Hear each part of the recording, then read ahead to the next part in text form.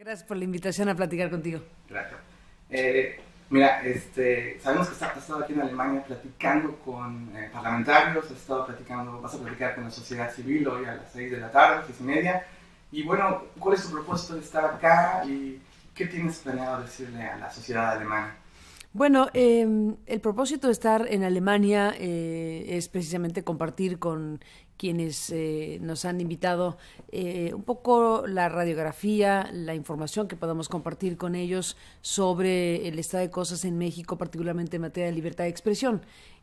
Contar de nuestra historia, de nuestro caso en México, del tipo de situaciones que hemos vivido en los últimos, bueno, ya 1 año, 8 meses, desde que publicamos la investigación periodística La Casa Blanca de Enrique Peña Nieto, que fue sucediendo al paso del tiempo con nosotros como periodistas, cómo hemos vivido, bueno, desde luego la censura, que fue una censura tremenda porque arbitrariamente fuimos echados de la radio mexicana, y después ha venido un largo proceso de carácter judicial con varias demandas simultáneas, que es una herramienta que en México tristemente se utiliza pues para seguir acosando a los periodistas, para perseguirlos, para fastidiarte la existencia, por lo que te puedes imaginar estar envuelto en juicios tras juicios.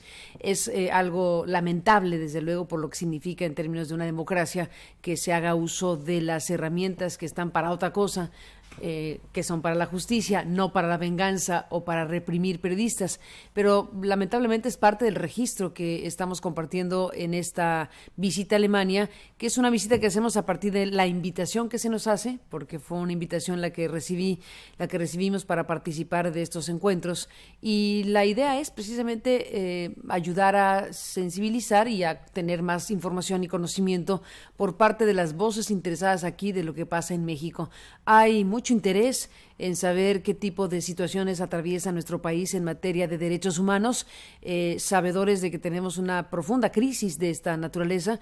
Estamos hablando de un país con cifras espeluznantes de miles de desaparecidos y de muertos en los últimos años como producto de muchas cosas, producto de la guerra contra el narcotráfico, producto de la confrontación de poderes, producto de lo que cada quien identifique como algo. Lo único claro y duro es que hay muertos y cuyos asesinatos quedan absolutamente en la impunidad. Hay un colapso del sistema de justicia que no ha podido o querido procesar cada uno de esos asesinatos. Puede tratarse de X o Y persona, no podemos aceptar que se coloque en el mismo saco a todas esas muertes como si se tratara de algo desechable, como si se tratara de historias que no importan, que no cuentan, que no hay que ocuparse de ellas. Cuando un país llega a esos niveles de cinismo es que estamos en problemas muy serios. Y esta invitación a Alemania, en buena medida, es la posibilidad de conversar y de hablar y de transmitir y de intercambiar opiniones con gente que está muy relacionada con los derechos humanos y con la defensa de la libertad de expresión, porque en buena medida es la posibilidad de revisar nuestro caso como país, pero también de compartir la experiencia directa que hayamos podido vivir periodistas, en este caso lo que nos ha tocado sortear a lo largo de estos años. Hemos tenido una censura brutal que nos saca arbitrariamente del aire y que nos impide regresar a la radio en donde hemos trabajado en los últimos 25, 30 años. Está este proceso de acoso judicial, está recientemente también un allanamiento a nuestras instalaciones como otra expresión bastante lamentable de intimidación, porque no lo podemos entender de otra manera más que un acto de intimidación, que ingresen a tu redacción 5 individuos, que se lleven una pequeña computadora y que no les importe quedar registrado sus huellas dactilares, las imágenes que están en los videos captados por nuestras cámaras de seguridad, claramente nos hablan de un hecho de intimidación. Todo junto, pues tristemente forma parte del retrato de país que somos en esta materia de libertades de información y de expresión y desde luego en general de los derechos humanos. Son ya casi 2 meses de la transmisión de tu programa. Felicidades. Muchas gracias. Y bueno, ¿cuál es la respuesta que ha habido desde fuera de México? ¿Cómo ves la respuesta en general de tu programa? Pues la verdad que muy bien, la verdad que estoy muy entusiasmada porque nos está yendo muy bien. Estoy muy sorprendida con lo que se puede lograr desde el Internet. Sé porque todo el mundo lo dice y porque es evidente que la gente ha migrado masivamente a buscar información, noticias, opinión en Internet. Es clara la crisis que está viviendo la estructura tradicional de los medios de comunicación. Baste ver las cifras recientes de los quebrantos financieros de Televisa y de TV Azteca. Deben significar el desempeño financiero de estas empresas, pero sin la menor duda también es un registro de lo que ha sucedido con las audiencias y estos medios de comunicación que no han estado a la altura de una nueva exigencia social por información independiente, por información crítica, por contenidos distintos. Entonces, baste ver lo que ha pasado en los últimos días con los últimos reportes de las dos televisoras principales, el duopolio televisivo mexicano, para dar cuenta del tipo de situación por la que están atravesando y cómo esta migración masiva de personas, de público, de audiencias hacia el terreno digital, pues es una realidad. Yo, en lo que a mí corresponde, con este esfuerzo que estamos haciendo, con este trabajo que estamos haciendo para operar un equipo, un esquema de generación de contenidos independientes, pues estoy entusiasmada, sorprendida, porque realmente es muy poderosa la presencia de la gente en Internet. Estamos convencidos de que estamos por la ruta correcta, nos ha ido muy bien. Y además la maravilla de que nos escuchan o nos ven en México y desde luego en cualquier otro lugar del planeta. Siendo Internet, pues ya sabemos que eso no tiene frontera y sí tenemos una gran comunicación y muchos mensajes pues de los lugares más insospechados que de pronto puedas imaginar que hay mexicanos viviendo en Nueva Zelanda o en Colombia o en uno que otro en África que también nos han mandado saludos. En fin, hay de todo. Y desde luego la parte más gruesa en términos numéricos, que es México y muchísimos de Estados Unidos. Uh-huh. En ese sentido, ¿cómo se financia el programa? ¿Cómo planeas mantener un programa? Porque es un reto muy grande, ¿no? El entrar a Internet, ¿cómo está? Bueno, yo soy conservadora en ese territorio. Hemos hecho un modelo de financiamiento de autosostenibilidad a través precisamente de los ingresos que nuestro propio sitio nos da vía nuestro tráfico. Nos va muy bien, somos un sitio con un gran tráfico, un nutrido tráfico que nos permite tener ingresos suficientes para operar el tamaño que somos. Y yo soy conservador en ese sentido y hemos ido paso a paso creciendo conforme va creciendo nuestro tráfico, de tal manera que somos del tamaño que nuestro tráfico nos permite y estamos operando con un grado de autosuficiencia bastante riguroso. Hemos tenido ya un periodo suficientemente largo, suficientemente consistente, con un público, con una audiencia o tráfico consistente, y eso nos permite tener esta, entre comillas, tranquilidad de saber que podemos operar con esa dimensión financiera. He preferido que sea así el financiamiento de nuestro proyecto. He declinado algunas propuestas que hemos tenido de X o Y empresarios o gente interesada en participar en nuestro proyecto. Creo que en esta fase de nuestro desarrollo es mejor ir de esa manera, es mejor ir con nuestros propios recursos, es mejor apelar a nuestro tráfico como nuestro ingreso medida para saber de qué tamaño puede ser nuestra redacción. Hemos crecido, hemos podido adquirir equipo, hemos podido tener las condiciones necesarias para transmitir en vivo. Todo eso ha sido producto del trabajo de todo un grupo de personas que estamos generando todos los días contenidos y que estamos teniendo respuesta de una audiencia, de un público que al estar ahí, al acudir a nuestro portal, al acudir y hacer este tráfico posible, hace que los ingresos publicitarios que gestiona fundamentalmente Google y YouTube sean den la posibilidad de mantener esta operación. Hay otros modelos, desde luego, que también hemos analizado y explorado, pero este es el más lineal, el más automático en términos de tenemos tantos ingresos, podemos ser de este tamaño, y vamos en esa dimensión bastante sencilla, transitando con la posibilidad de ir haciendo estos contenidos y no engancharnos en un tipo de relación financiera o de financiamiento que nos pudiera traer algún tipo de complicación editorial después.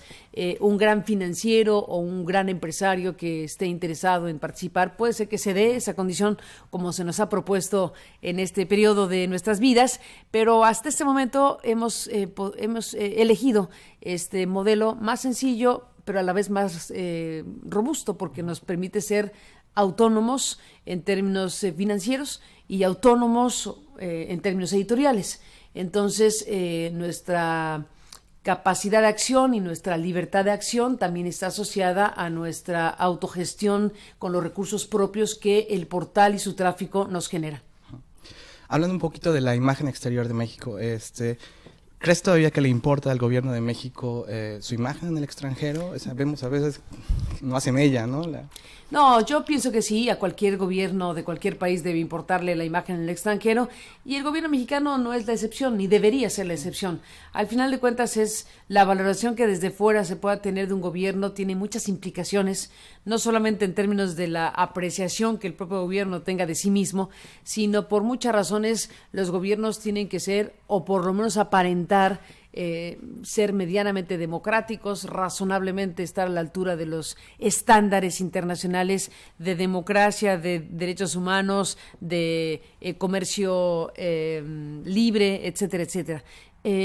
Sí, creo que le importa a México, como le importa prácticamente a cualquier país. Se requería mucho cinismo para decir no me importa lo que piensen los alemanes o los europeos o los estadounidenses. Sí es un factor.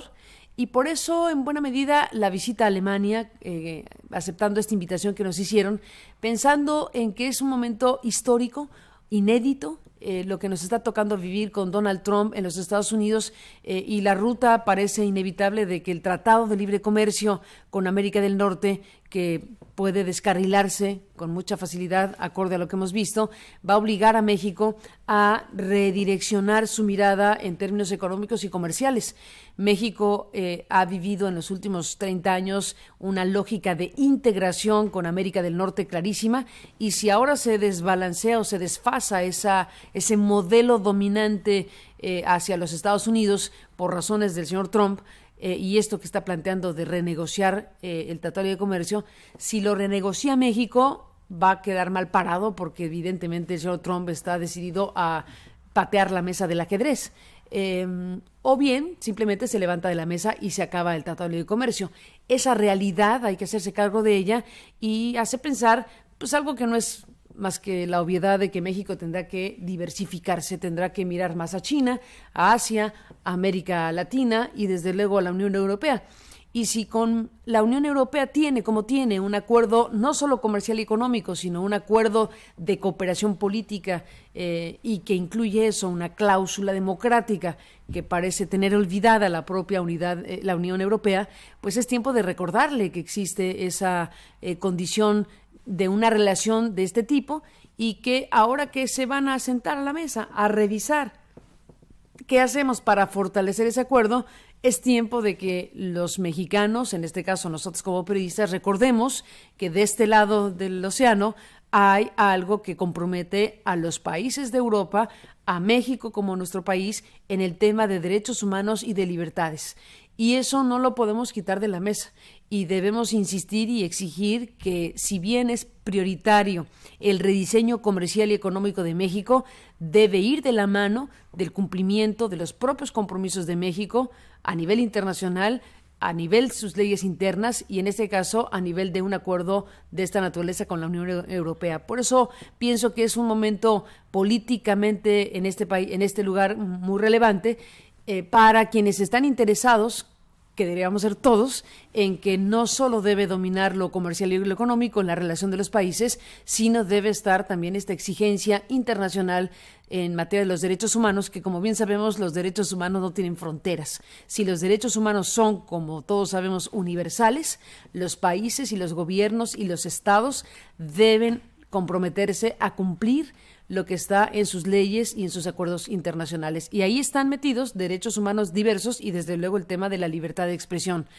periodistas como yo y como parte de nuestro equipo y Marta Durán, que está por acá, y otros tantos periodistas, podemos decir, en México no se cumple lo que se firma en los convenios internacionales, como respetar y hacer prevalecer las libertades por encima de los atropellos.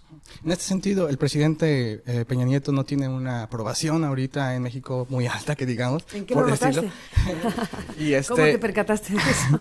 En este sentido, ¿crees que él tiene la capacidad de sacar en este momento a México de la crisis que enfrenta, la crisis interna y la crisis externa que se viene con el nuevo presidente Trump? Pues qué pregunta. Tristemente la dimensión del personaje no da para el momento histórico que nos toca vivir, pero es el personaje que está en funciones. Entonces, independientemente de la valoración que cada quien pueda tener sobre el perfil, el alcance, las habilidades y la fortaleza de un presidente para enfrentar un desafío de este tamaño, independientemente de que coincido con lo que me estás queriendo decir, que es que no, es el personaje que está en funciones en este momento. Hay que exigirle que se comporte de la manera más apropiada para un tamaño de problema como el que tiene enfrente el país y él como el presidente en funciones. ¿Hasta dónde vamos? En el momento que tú y yo platicamos, el gobierno mexicano se ha mostrado torpe, débil, dubitativo frente a un bullying, frente a lo que es una conducta de agresión directa de un mandatario. Tristemente, cuando tú y yo estamos conversando, bueno, pues acabamos de tener la visita a México de los dos secretarios de Estado, Tillerson y Kelly, y tan el presidente Peña Nieto no está tomando la dimensión del problema que los recibió como si nada en Los Pinos para hablar de tú a tú con unos secretarios del presidente Trump. La circunstancia obligaba a tomar distancia y a que los secretarios, si ya lo recibiste en México en este contexto, conversaran con sus pares, no con el presidente de México, dándole estatura de jefes de Estado a dos funcionarios del gobierno de Donald Trump, en un contexto de agresión. No creo que hubiera pasado gran cosa si recibe el presidente de México a quien le dé la gana. El tema es que recibe en un contexto como este de agresión a dos funcionarios que no son ni siquiera el jefe de Estado. Entonces creo que las señales que manda Peña Nieto en ese sentido son erráticas y equivocadas. Deberíamos exigirle una mayor claridad, una mayor firmeza respecto a lo que está pasando frente a sus ojos. Gracias. Y una última pregunta con respecto a las dificultades de hacer periodismo en México. Es interesante que vienen tú y Marta Durán y vemos muchos casos de mujeres periodistas fascinantes. Pienso en Lidia Cacho, pienso en Anabel Hernández, pienso en Lilia Pérez. Y bueno, ¿cómo explicas en un país tan machista, tan violento, que se dé este fenómeno? Pues mira, buen punto. Es verdad que en México la tarea de periodistas mujeres en los últimos años se ha desarrollado muy fuerte y efectivamente los casos de investigaciones y de persecución, incluso en términos diversos, fundamentalmente judiciales, se ha dado en contra de mujeres. Interesante fenómeno efectivamente que se da en este tiempo para nosotras. No tendría una respuesta de por qué está ocurriendo una cosa así. Simplemente diría que efectivamente lo que vemos es un grupo de mujeres que hemos estado en los últimos años envueltas en situaciones críticas y difíciles por ejercer nuestro trabajo y nuestra libertad de expresión. Pues te agradecemos enormemente. A ti, muchas gracias. Mucho éxito en el proyecto. Muchísimas gracias. Gracias por esta recepción en Alemania. Gracias por estar aquí. Bienvenida. A ti, gracias. Muchísimas gracias. Voy corriendo ya.